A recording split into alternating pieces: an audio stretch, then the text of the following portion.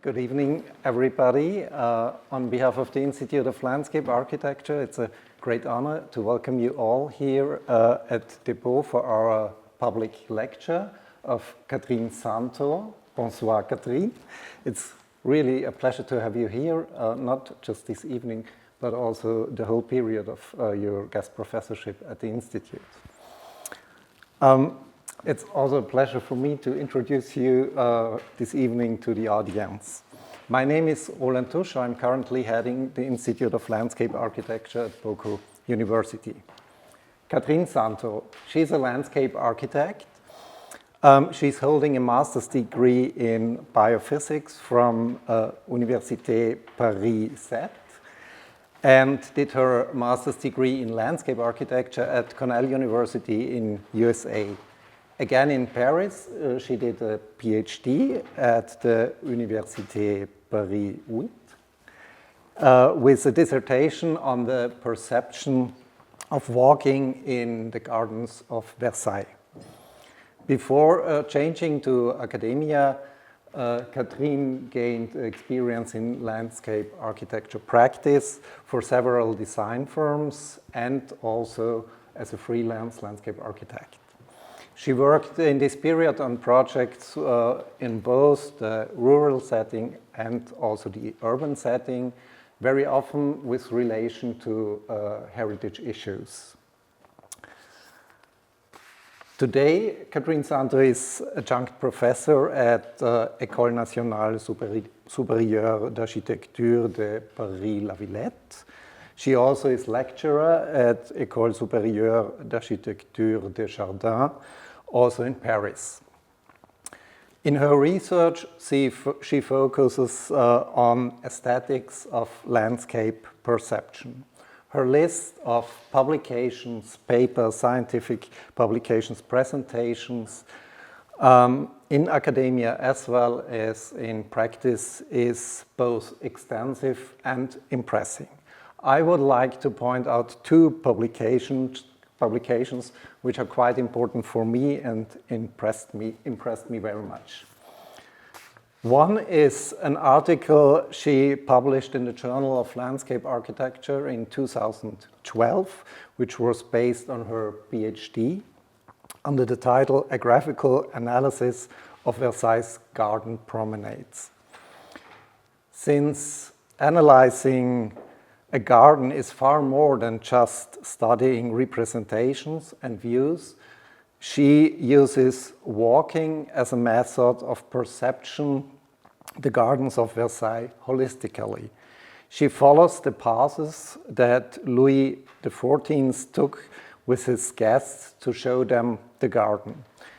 To show this multi-layer sensory experience, Cathérine developed a specific method of notation like musical scores, partituren, which bring together different types of sensory experience, like, for example, sound, light and shade, or fragrance, along a path through the garden. This work is a substantial contribution to the methods of analyzing or to the experiments of analyzing gardens and parks. The other publication which I want to point out here is a book which Cathérine Szántó edited together with Andres Busse-Nielsen and Lisa Dietrich in 2023 under the title Woods Go Urban: Landscape Laboratories in Scandinavia. The book builds on the importance of woods for urban development in the context of climate change and introduces the landscape laboratories established by the Swedish University of Agricultural Sciences in Alnarp more than 30 years ago. For us as designers, the landscape laboratories show various spatial and atmospheric situations that can be created with plants. The book is an essential contribution to a new understanding of designerly engagement with urban woods. In her guest professorship at the Institute of Landscape Architecture, Cathérine Szántó builds on all this experience. Last week, she worked with the students at Bildhauerhaus in St. Margarethen im Burgenland on the spatial experience in landscape architecture, perceiving, thinking, and drawing. You can see parts of this work of the students outside in the bar in our pop-up exhibition. We had the pleasure to be part of the final presentations, and it's really worth to have a close look at these projects and presentations outside there. The students are also there, so feel free to stay afterwards and get also in contact with the students. And when looking at all these products and outcomes of this week, we decided quite spontaneously that we would appreciate to exhibit the work also at our institute. We have this magic wall where we can display these projects, and would be great to have the projects for a while exhibited there. Before I hand over to Cathérine Szántó, I would like to express my special thanks. Dominik Rosner in the background, who supports us and this event with the announcement and the recording of the lecture, and is taking care also for making the lecture available via YouTube afterwards. Cornelia Korsalke for her administrative support in the ELA Secretariat. Julia Backhausen-Nikolic, my deputy at the Institute, for the excellent collaboration, not only in preparing this guest professorship, but also for the collaboration in the last weeks and months. Thank you. And of course, the team of the BO for the good cooperation in the recent years, which we are now happy to continue. Thank you. Now, Cathérine, it's a great pleasure to have you here this evening. We all are excited to hear your lecture, and I hand over. The floor is yours.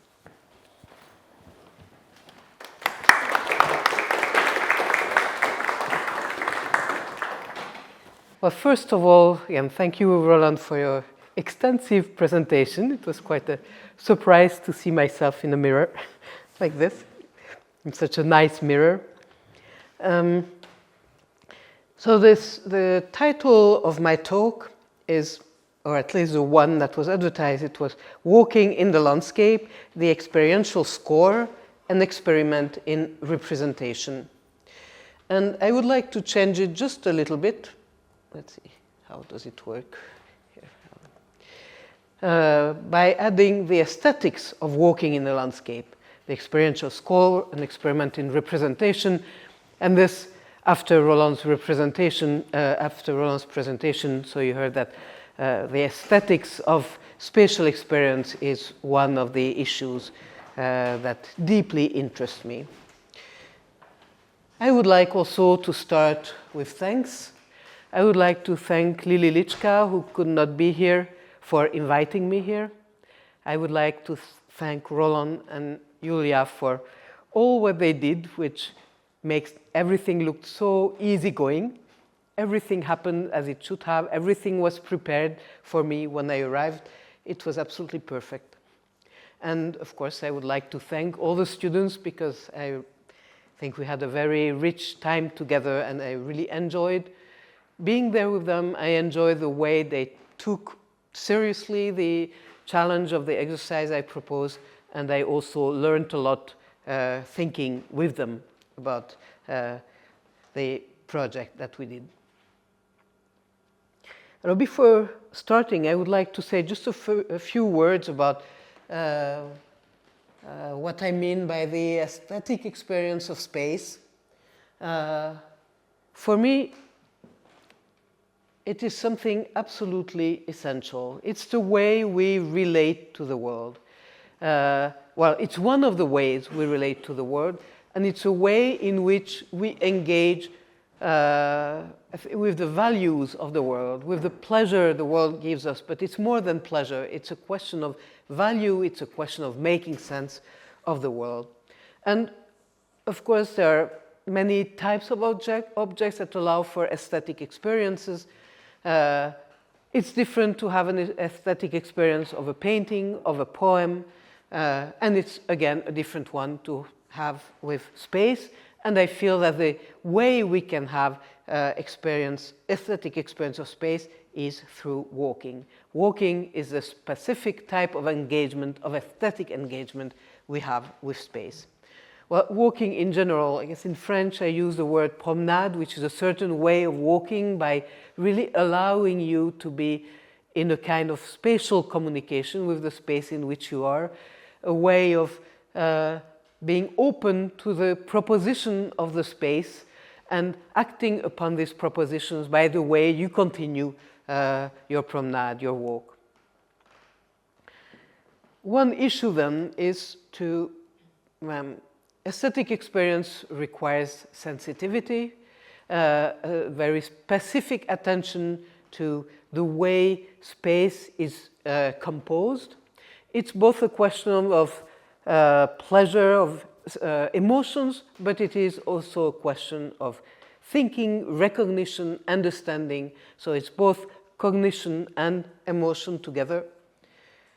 And I feel that one of the issues in teaching, but not only in teaching, also in self-development of practitioners, is how to develop one's own sensitivity to spatial quality. How to learn to engage aesthetically with space. And this is not just a question, again, of space looking nice, and we like things that look nice. I think there is really a fundamental question behind our aesthetic experience of space, which, let's say, I would say thus, it's by offering people and society an everyday experience of more diverse and complex landscapes, one may encourage the development of a richer perception of space and landscape, which is one of the prerequisites of a more sustainable territorial governance. So the sensitivity of the type of sensitivity that our aesthetic attitude towards space and towards landscape requires from us is maybe what allows us to have more sustainable, to go towards developing a sustainable attitude towards landscape. For me, this is one of the values of the Landscape Laboratory in Arnarp, which was the subject of this book, Woods Go Urban, that Roland mentioned. It's, in a way, a practical, hands-on experience in developing quality of landscape and ways of learning to appreciate the quality and richness of landscapes.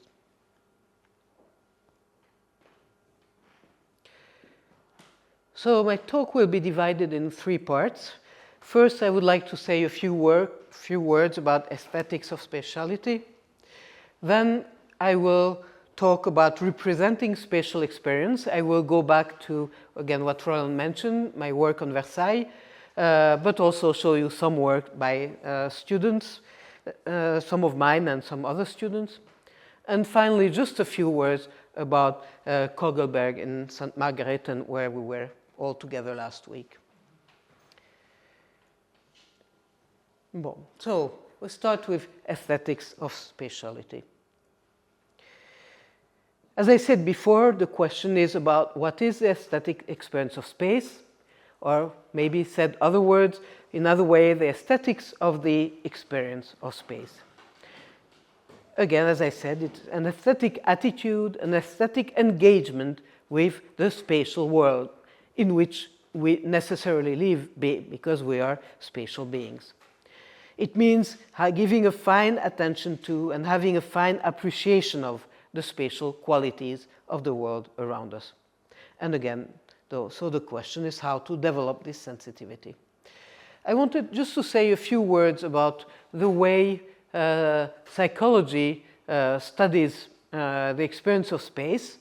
In general, all psychologists agree, or all theories of psychological theories agree that we have mainly 2 types of spatial experience, 2 types of orienting ourselves in space.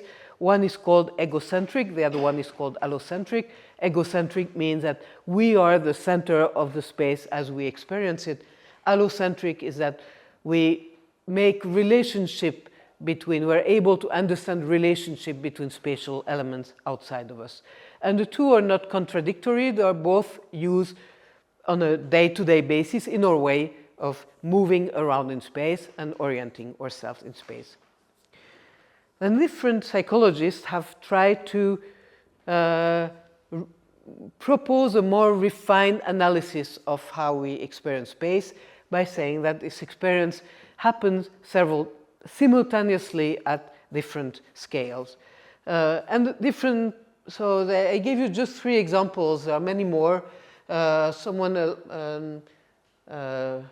Cognitive psychologist called Barbara Tversky, who divides the experience of space into 3, one that's just around the body, one that goes beyond what's around the body, but that can be reached, and then the one that's beyond reach, and then more generally what she called the space of navigation, the sense that we have of a space, for instance, of a whole city or how to get around in a city. Edward T. Hall was an anthropologist. You might know some of his books, The Silent Language, where he studies how people in different cultures communicate with each other outside of language, just by their body language.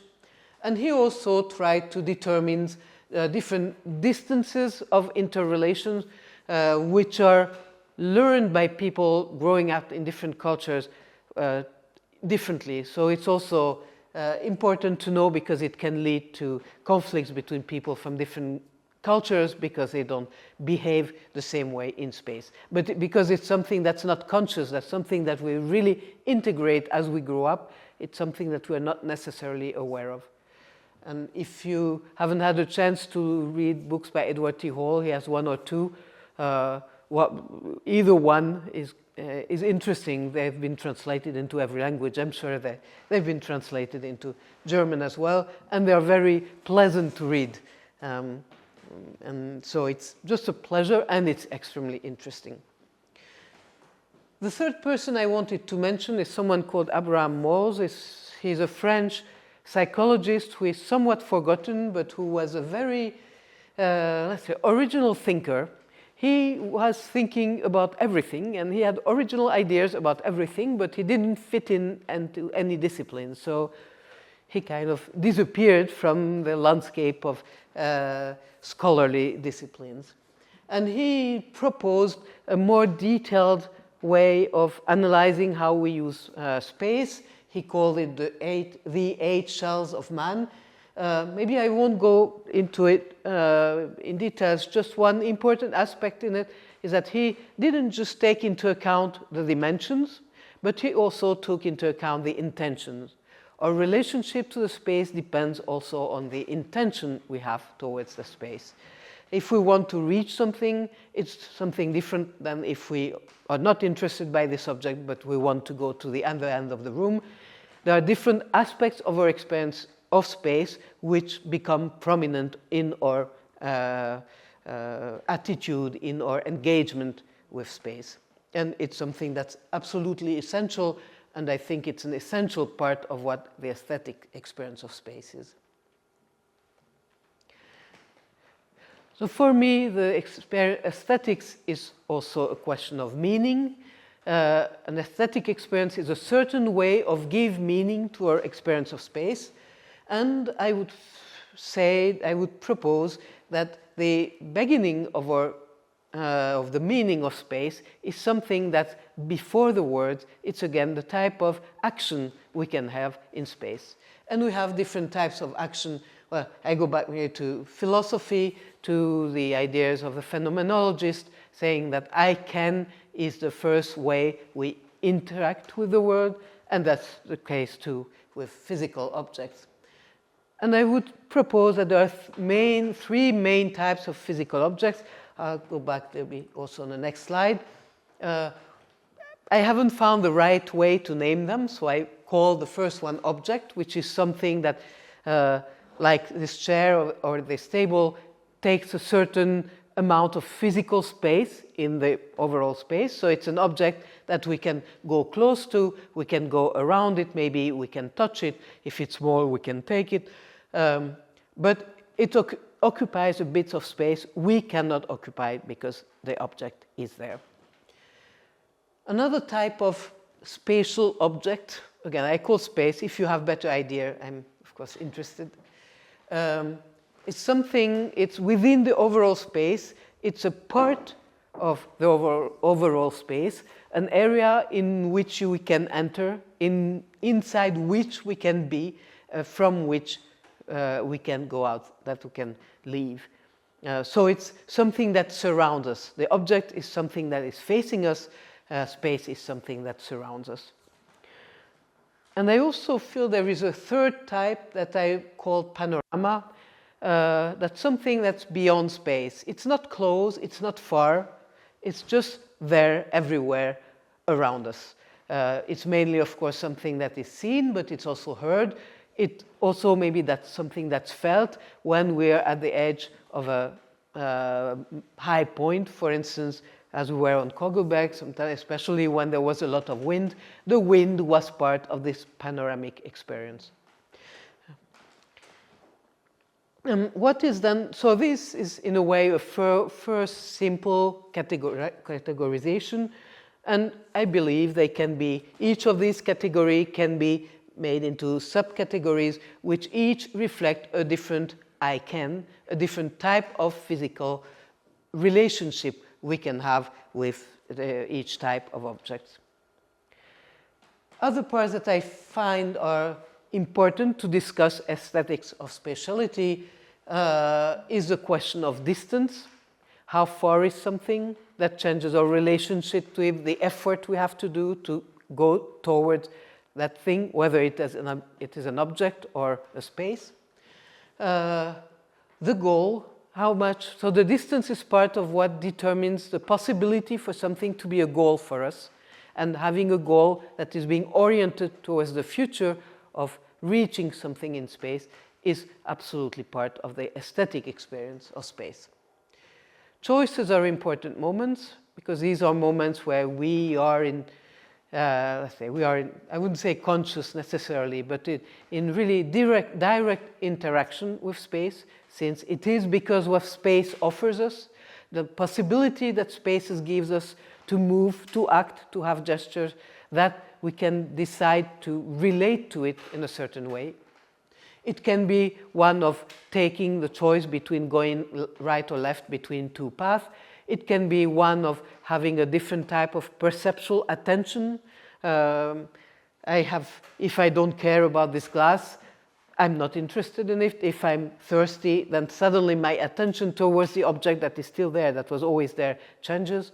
I can have an attention that's more a visual attention, or an attention that's more smell or sound attention. So these are also choices that the space can offer me and that I can make.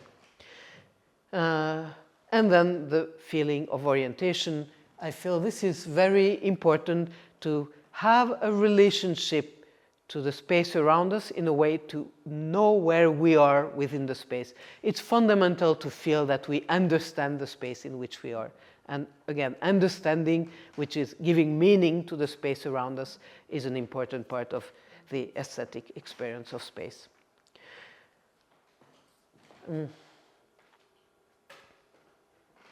I would just like to make a point, a last point, distinguishing between what I call spatial devices and devices of spatiality.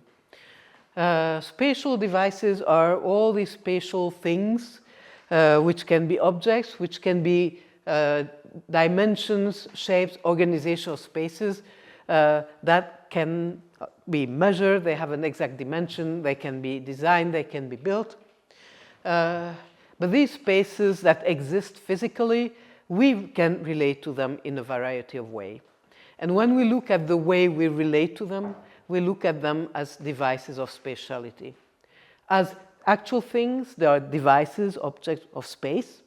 As objects that invite a certain type of experience or several types of experiences, they are devices of spatiality. It was, before someone mentioned also Kevin Lynch. For those of you who know Kevin Lynch, The Image of the City, I think that one of the big value of the book is that he doesn't say a city is made of landmark districts, path, etc. He says that cities, the physical elements of the cities, can be understood as landmarks, path, districts, etc. So what he's interested in is the way we understand the space that physically exists. And I think this is a very important distinction and something that really needs to be made clearly anytime we talk about space.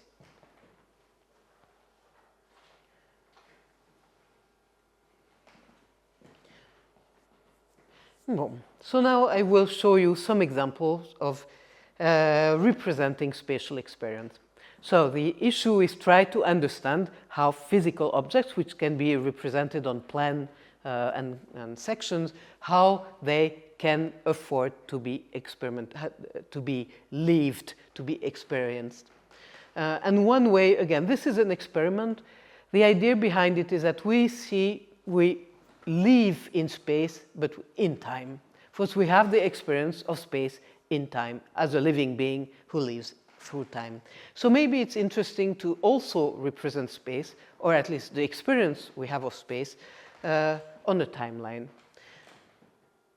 It's not enough. It of course doesn't allow to understand everything. Plan views are extremely rich, sections are extremely rich to have information about space. This is something that's added to it, or maybe also something that's just a way to change in our mind the way we try to understand our experience of space. And once we learn this understanding, we might not need to use timeline representations anymore, because we can read the timeline into the plan. That's maybe part of the professional experience of landscape architects or architects. So I will talk to you about this experiment, graphical experiment about the experience of walking in the gardens of Versailles. So quickly, here is an aerial photography of Versailles. You see the palace, maybe if I can see the palace here, the garden, and the large park that extends beyond the image. Versailles is a place with a lot of visitors. It has millions of visitors today, see, even in a cold winter day.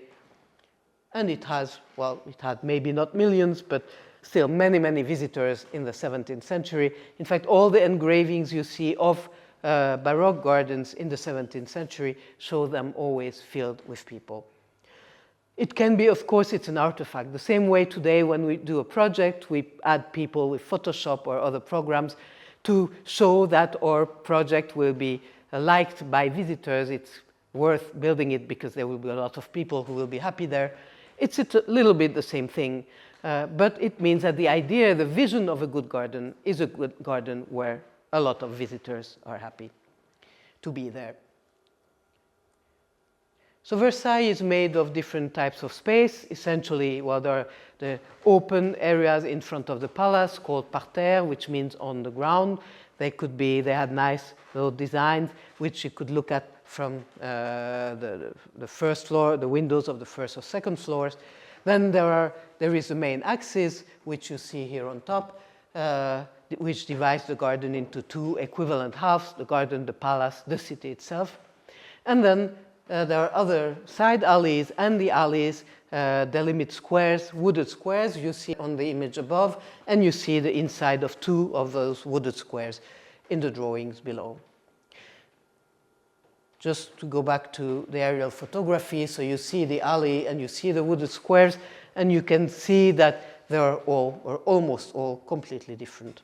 So there is this alleys that design squares, and inside you have a variety of little inner gardens. So Versailles had a lot of visitors since the beginning of its development by Louis XIV. And since there were a lot of visitors, of course, there were a lot of descriptions of visits. And these are some of the most extant descriptions that really go through a large part of the garden, sometimes the whole garden. And of course, one of the most interesting is also the one that Roland mentioned, this one, the description by Louis XIV, who devised an itinerary to go through the gardens, to show the gardens at its best to important visitors, to diplomatic visitors. I like his itinerary very much because I feel that he understood very well the spatial qualities of his garden. So I read all these texts that were on the list before, and from all these texts I tried to find the elements of an experience that were important because people mentioned them. And then I took all these elements and looked at how they could happen in Louis XIV itinerary. And this drawing represents half of Louis XIV's itinerary. So here you cannot see much, but I will show you in more details. People, of course, talked about what they saw, and they talked about it at different scale. They talked about in the descriptions are descriptions of the overall view of the garden from the hills above, then views of the garden from the palace, views along main alleys, views in these inner and closed gardens, views of rhythmical elements, and views of moments where your attention shifts from one element to the other. Also views of fountains, individual objects. So these types of views were described, were mentioned, and sometimes described in details in at least some of the descriptions. I guess for the views, most of them, of course, described what they would see. They also talk about sounds. Not all the descriptions, but some of them talk about them. They talk about perfumes, about flowers that smell good. And then they talk about other senses and the 5 typical senses. They talk about the sense of feeling comfortable in the shade. And probably you can imagine they had this big peruke on their head. So probably in the sun it was not much fun. So that's something that all the descriptions mention, the pleasure of being in the shade. And they have, of course, since in front of the palace there is a big open area, you need to walk in the sunshine before you have the pleasure to get into the shade. They talk about walking, and they talk about the types of movement going right or left. They talk about, and something else, they talk about how the garden attracts them.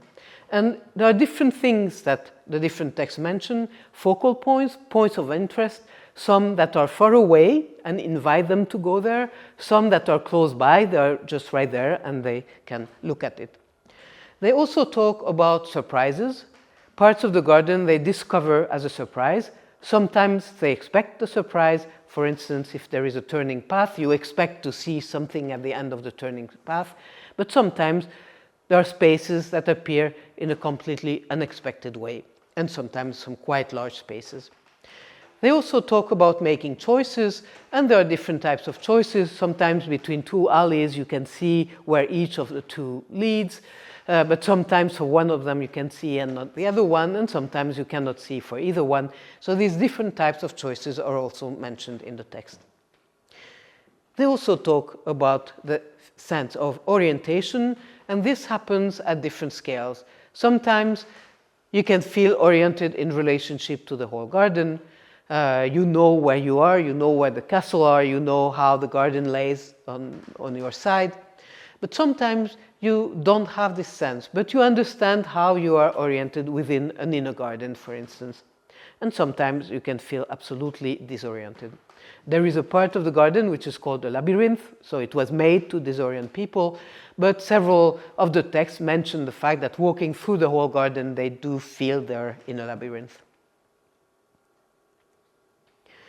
I wanted just to compare the views and the sense of orientation. Of course, they are connected. When you see larger parts of the garden, you have a larger sense of orientation, but they are not exactly equivalent. So this is then how it looks like on the drawing I showed you before, just so you can see it better. The views, the sense of orientation, light and shade, sound, fragrance, and then also kinesthetics, so the movement, the type of movement, and the way the visitor is invited to continue to walk in the garden. So this is again the whole drawing. So in a way, it's a, I would say, quite nice drawing to look at.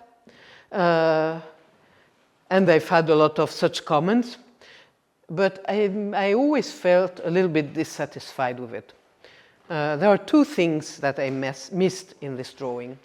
One of it is that when people describe their walk in the garden, they don't say, oh, I'm going to lie from light to shade, and I'm going from shade to light, and then I'm going to sound to silent. And they mentioned light and shade, they mentioned sound and silence, but when they describe, they give meaning to their walk through the garden, they say, I'm entering this space, which has a name, I'm inside this space, which has a name, then I'm leaving this space and entering another space, which has a name.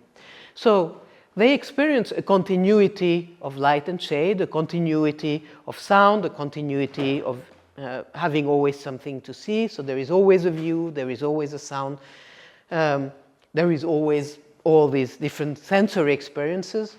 But the way the experience is understood is that there are moments in space. The overall spatial experience is divided into individual and clearly distinct moments.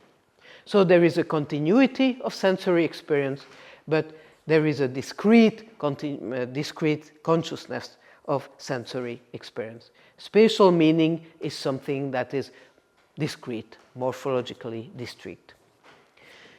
And another aspect that's absolutely essential is that it doesn't happen statically. It is something that is constructed dynamically and through all our senses together. So I did another representation which seems less interesting because it's just a line of little symbols showing a simple classification of the spaces in Versailles. So there are open spaces, there are these wooded closed spaces, there are areas which are determined by the fountain in the center, and a few specific areas with specific characteristics. And so I looked at several of the itineraries described on these different texts I mentioned before, how these spaces are, how the walk in the garden is interpreted as a succession of spaces with given names. And this is the example again of the walk by Louis XIV. And the way the succession of spaces is still, there's something that's added to it that tried to give sense to walking through a space that's very complex and you don't see in its entirety. It's what you see below, what I represented with arrows, which are the views. Views from one spot to the other. When you are somewhere and you see something, it's either something you have already visited and you recognize it, and so you understand where you are in relationship to your previous position. That helps your sense of orientation. Sometimes it's something you haven't seen yet, but then as you continue your walk, maybe you will encounter again. And then encountering afterwards something you had seen from a distance before also helps you understand, get an overall sense of the walk in the garden. Again, it's something that works in a very complex way. I won't say more about it here.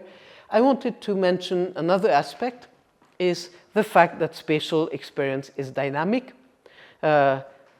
Like, in a way, all experience. We know that if our eyes are moving constantly, we don't feel it, but if for somehow in an experiment the movement of the eye is stopped, then the person has a feeling that they don't see anymore.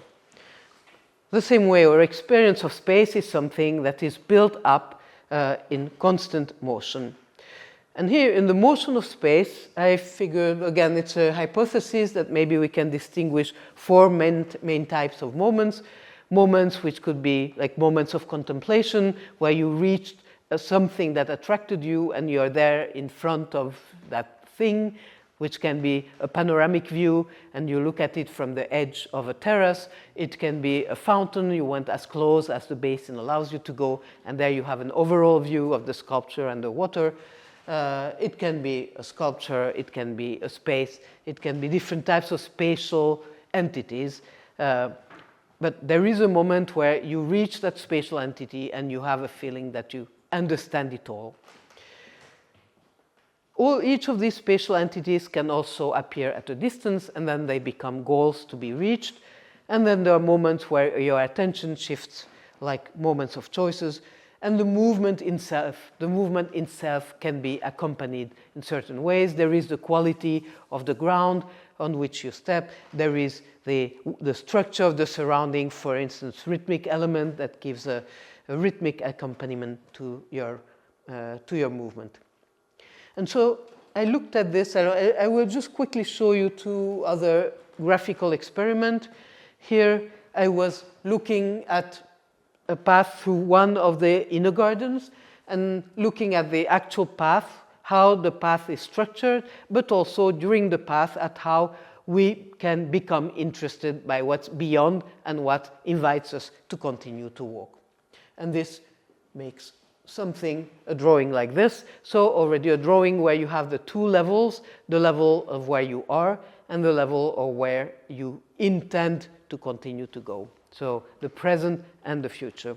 Probably should be made even more complex by adding memory. So your understanding of your previous path to help you understand where you can continue to walk.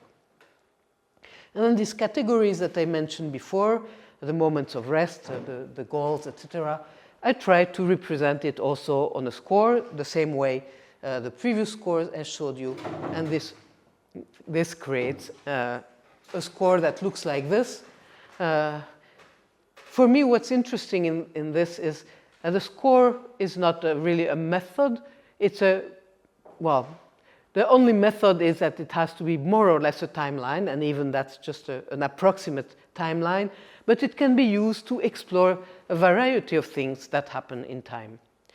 And this is also really the freedom of, let's say, using it to explore what appears to be interesting to us at a given moment and in a given space that we want to better understand.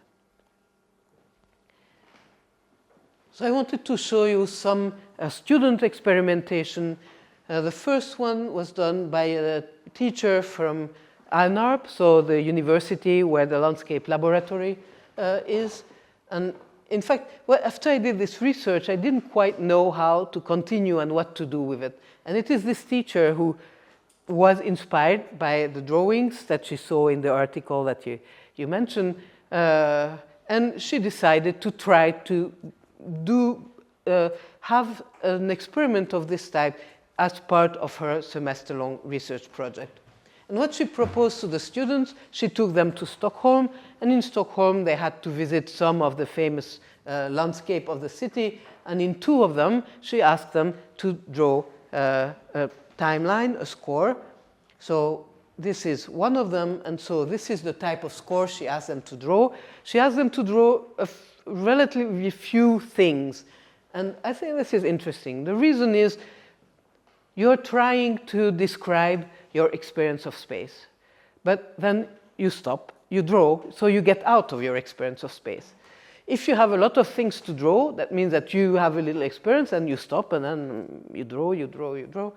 She was trying to find an equilibrium, and I think she did find it according to what the students wrote, that you have to draw, but what you have to draw is simple enough that you don't get out of the experience entirely. You can stop it a little bit, but you're still in it, and when you finish drawing, you can get right back into it. And so you can have a continuous experience of space. And because it asks you to draw some things you are not used to look at or to think about, for instance, sound, for instance, smell, it forces you to be much more aware of those parts of your experience also. And indeed, most of the students wrote that they noticed many more things than they normally do. A few of them were not able to get into this, let's say, to display between getting on and off being in the space, but for most of them it was a very positive experience. And then she did the same thing in another space, in a woodland cemetery, and here, because students were asked to go around, she proposed that they should draw it this way. So here the itinerary was already set. So I was inspired by her work, and we ended up writing an article together about the result of her work. And then I started doing it also with my own students but I never had the opportunity to do it really seriously. This time here in BOKU, it was a real pleasure to be able to work some more. Generally, I ask students to draw something, and I ask them to draw too many things. This was here the exercise for Turkenschans Park. I asked them to describe choice, benches, because benches are important in public parks, views, sound, smell, different types of motions or movements, and sense of orientation. I didn't want to be more precise in the type of drawing to do, just I gave these wide categories and asked the students. So I asked you, but I asked similar questions, never exactly the same, because of course it depends on the space where students do the exercise. But I leave it quite open on the way you want to try to represent these different experiences.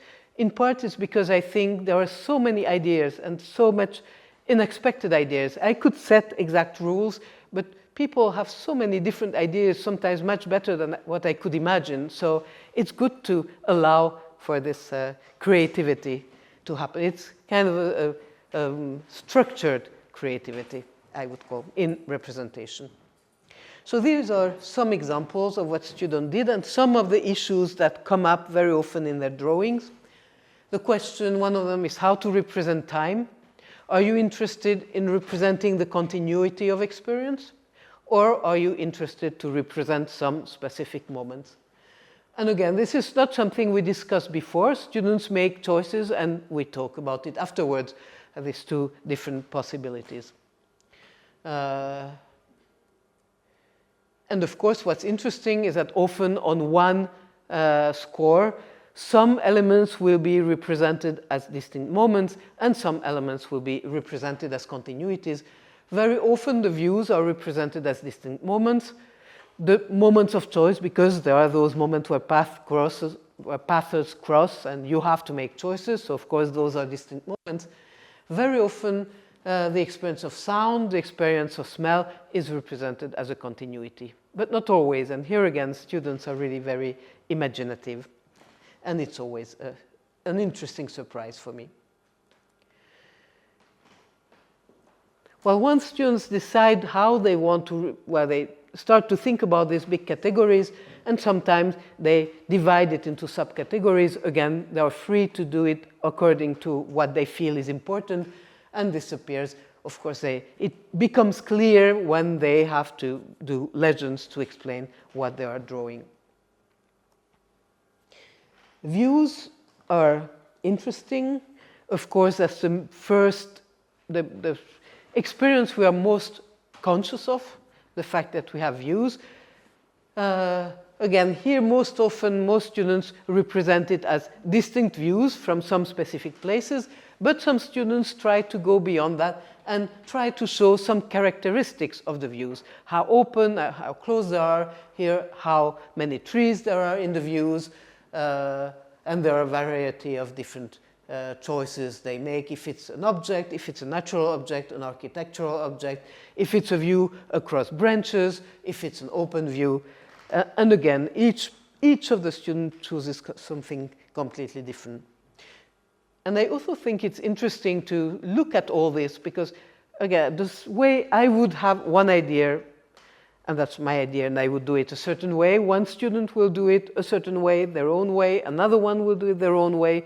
And when we compare, we can see how many ways we can try to think about these different subcategories. And that's the thing I haven't been able to do because this is just one moment in a semester and not an exercise that we can truly develop. But I think one of the richness is, in a way, we talk a lot now about collective intelligence, comparing what everybody does to gain a richer image of what we are representing, I think is a good example of collective intelligence. I just wanted to show you this experiment by one of the students who was thinking, well, of course, if I look this way, I have this view, but if I look this way, I have a different view. How can I try to represent the variety of views? And he tried to find a graphic way, which becomes quite interesting even as a graphic piece of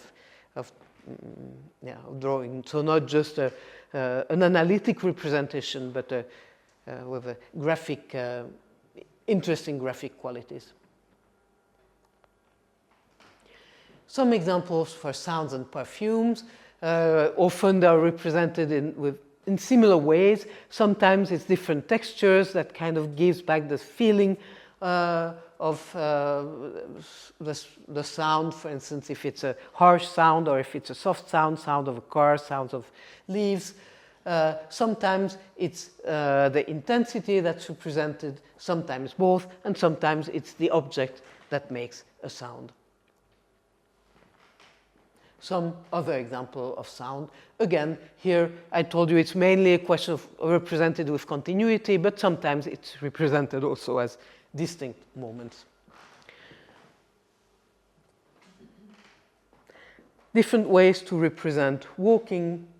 Again, the question of movement is interpreted differently by different students, so they end up even representing different things. But at the same time, it's really interesting the means, the graphic means they find to represent what they want. And the sense of orientation. Again, not everybody knows how to deal with this issue, but they try something from, for instance, so these are drawings made in the Butte Chaumont, this park in Paris, where in the center of the park there is an artificial island and a temple on top of it, and of course you see the temple from more or less everywhere. That's clearly, for that garden, it's a center of orientation. So a lot of people will represent this when talking about orientation, but someone here represented the north and how going this way or that way, in fact, in relationship to his direction of walk, the north was situated in different directions. And an interesting moment here, this person at some point didn't know where the north was. And this is something we had also in the experiments we had last week, sometimes the sense that I am lost and I don't know where I am, or I thought I knew where I am and suddenly I realize that I'm not where I thought I am, and then I don't know where I am for a moment until I can put the pieces back together in my mind and I know again. And that's a very important moment. And I think it's one of the things that this type of representation can help to start to think about what happens in these moments. If you look at everything that's represented on all the lines, is there something, some characteristics of what you see, what you smell, what you hear, that can be related to the fact that you feel disoriented, for instance? I think this is also one of the directions in which it would be interesting to develop this type of graphic experiments. And then moments of choices, of course, as I said before, these are important moments. These are represented that way. So the path that the student takes and the path that they didn't take. And we clearly, sometimes it's not clear to understand what the signs mean, but sometimes it's relatively easy to understand. And of course, here again, maybe it's interesting to try to see how the other experiential moments are related to the moments of choice.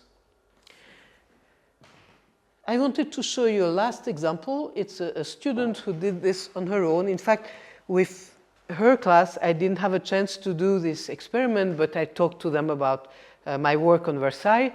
And she really liked it, and she thought she would try it on her own. So I was not even aware. She showed me what she had done when she was finished. It was her master's thesis, and she was studying an area in the Alps of France, and especially a valley, and she walked around the valley, make reports, made photos of her walk, but also noted quite many things during her walk, and then made a clean version of it like this. It's very interesting, again, because it's interesting to see when someone tries to experiment with a new method to think about space, but it's also, she was able to keep, even in this final cleaned up version, something quite rich.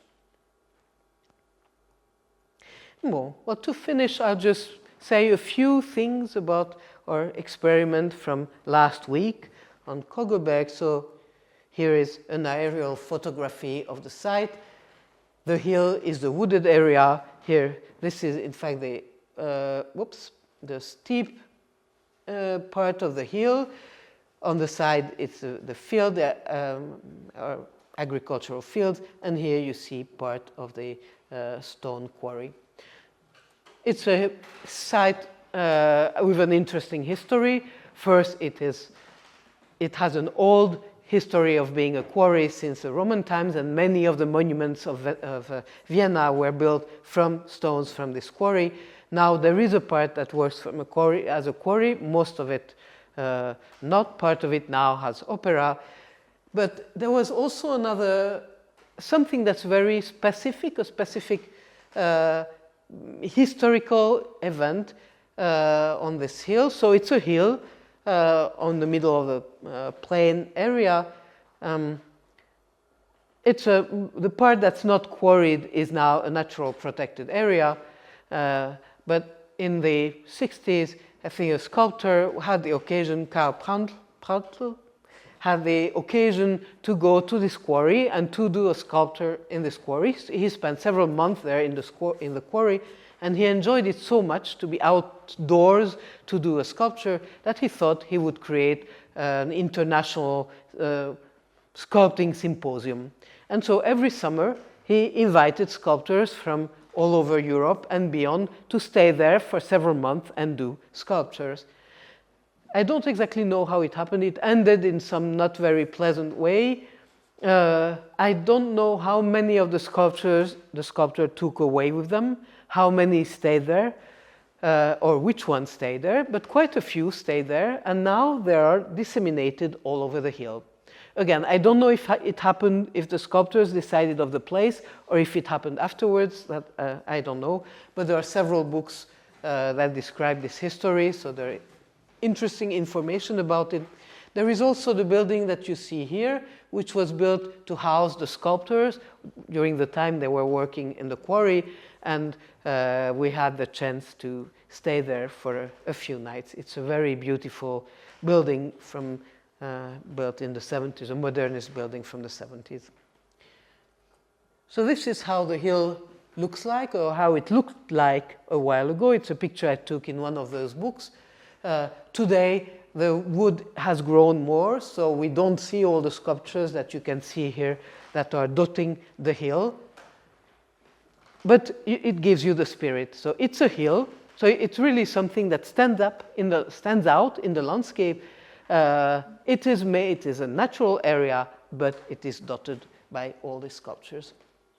This is the view, one of the view from the hill. So on one side you see the fields of Burgenland. On the other side you see Neusiedlersee, but I didn't really take pictures of. I didn't show you. I have some pictures, but not in what I show you. And here, in the middle of that hill, here and there, you encounter these sculptures. Some of them are in completely open area. Some of them are in semi-open area. This is a smaller clearing surrounded by woods. Here is another example. And there is a path on the side. You can follow the path. And you see here someone who is here, two people who are here today who are following a path. And the path goes close to some of the sculptures. Sometimes the path is really under the tree or closed in by the trees, and sometimes it crosses areas that are more open. Here is another one of the sculptures, and if you are higher up than the sculpture, you look down, you see an open view beyond the sculpture. And the top is much more open, but here also you have sculptures here and there. Again, this is the side. Here you see the side that's wooded, and the top here and here, which is open. And from there you have really a view in 360 degrees. So you have the view in the distance, the panoramic view in the distance, the space around you, which can be wide like this one, a space in which you find yourself, or you can enter into it. You can be in the open space and leave the open space to enter into the wooded spaces when you go down, or the other way around when you come up. And there are these objects, the sculptures, that you can come close to and that you can walk around and go away from. So you found in this area and these three types of spaces that I mentioned before. There are a few interesting in fact, there are two different sculptures. Here I have one of them. I didn't put in a picture of the other one. These are, in a way, negative sculptures. They are in the ground, but it's a line that is being made in the ground. And it offers a completely different relation than sculptures that are standing, because you don't see them, you discover them by chance. And here what's interesting, it's not just one piece, there are several ones, and you hardly notice them. From some of them you can notice the others if you look well, but not necessarily, it's more hints. So it's a completely different type of spatial relationship. So here you have this big area with a sculpture, an object here nearby, and another one that you see here further away. So you have this, the object here, the object there, that attracts you to continue your walk.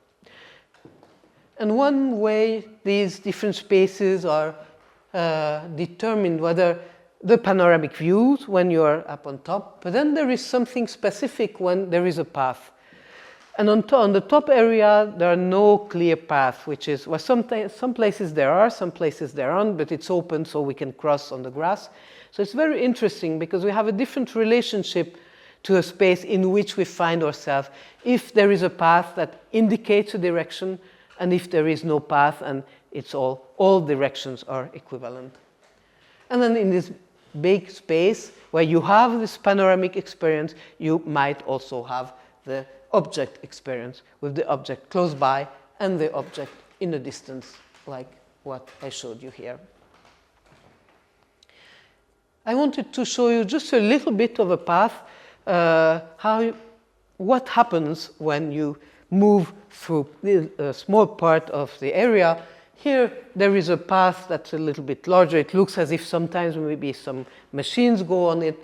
The path continues to the right, and it becomes narrower between two smaller trees, but there is an opening here to the left, and in the opening there is a sculpture. So a choice that can be made is either, first, we are in a semi-open space, we might decide to continue the path which is wide but is becoming narrower, or we might decide to go to visit the sculpture, which is in a semi-enclosed and semi-open clearing. So I made the choice to go to the sculpture, and as I came closer to the sculpture, I realized that it was not just put there on the grass, but it was on an outcropping which acted a little bit like a belvedere. So it looks as if the sculpture was offered as a view to the landscape beyond. But also, as I come closer, I realize that there is a view. There is an opening from the front of the sculpture, and there is a view to the landscape beyond. And so when I came very close, near to the sculpture, well, first there was the sculpture, there was the view, but there was also the texture of the sculpture. So it was at the same time this sense of something that's beyond distance and something that's really at the scale of my fingers, at the smallest scale of touch. And so this type of experiment, drawing, trying to represent how can I show that I'm going from one to the next, how to show a succession of maybe similar choices or a succession of distinct choices. In fact, these were studies of the line where you don't necessarily see it, or you need to explore a little bit to see one from the other. Again, in fact, this is the same idea as before, something close by, something at a distance. So something that invites you to move on, and at the same time you see the line here in the foreground. So there are different things happening to you. The line, and from this point you see that it continues, but there is also a sculpture to the right, and there is a sculpture in the distance, which is not exactly on the line. Again, the space offers you, invites you to make a variety of choices. Well, you make one, but you are offered many possibilities. And one of the things I found interesting and tried to figure out how to note was that there are objects in the distance. Should I draw the object at where it is when I draw the timeline of my path? Or should I somehow try to represent the fact that it is attracting me? So maybe by drawing a line that grows up and up and up as long, here different ways. I try to have parallel lines showing the object that's at a distance that comes closer by and it is right there. And of course I have to think differently when I'm approaching an object and when I'm going away from it. Because when I'm approaching it, I'm interested in it. When I'm going away, I'm not interested in it anymore. Even if it's close to me, but it's close to me in my back, it doesn't interest me. And in that sense, it's interesting also to see that things don't happen the same way in one direction or another. A path doesn't offer the same experience going in one direction or another. And again, here I was trying to represent ways how different choices at different scales can happen at the same time.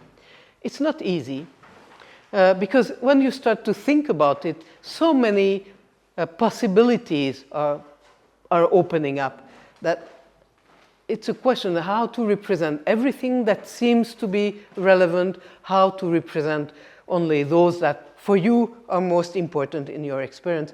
There is no one answer, and it's one of the interesting things. Drawing this type of drawings forces you to think about your experience. It forces you to ask yourself questions you wouldn't ask otherwise. And then one of the issues, of course, and the final question is, okay, it's very nice. We learn to have a more sensitive understanding of our experience of space, but why do we do that? Well, we are landscape architects, we are designers. Maybe the goal is to help us make more detailed designs, spatial designs. And many issues came up in the discussion before. If you go, those who weren't here, if you look at what's there on the wall, many questions came up, the different scales of the perception of space, the different types of goal, the form of excitement, the sense of being lost. Many issues came up during this week that we spent in Kogelberg. And really the answer to this question, how to go from experience to design, well, it's not an answer, but it's hypothesis, potential answers, is what happened just now. And you can see it over there in the bar. Voila. Thank you for your attention.